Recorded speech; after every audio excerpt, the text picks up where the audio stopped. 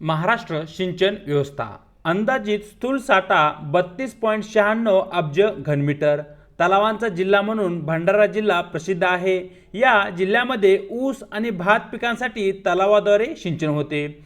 विहीर सिंचन हे स्वतंत्र व वैयक्तिक सिंचनाचा एक प्रकार आहे, ज्याचे की महाराष्ट्रामध्ये सर्वाधिक प्रमाण असलेले आपल्याला दिसते. महाराष्ट्रामध्ये धरणांची संख्या 141 मोठी धरणे महाराष्ट्रामध्ये आहेत. 258 मध्यम प्रकल्प दिसतात, तर लहान प्रकल्पाची संख्या 2868 दिसते आणि एकूण धरणाची जी काही संख्या आहे ती आहे 3267 धरणे. कूपनलिकांचं प्रमाण महाराष्ट्रामध्ये कमी आहे, कारण महाराष्ट्राचे भूपृष्ठ बेसॉल्ट या कठीण अग्निजन्य खडकापासून बनलेले आहे.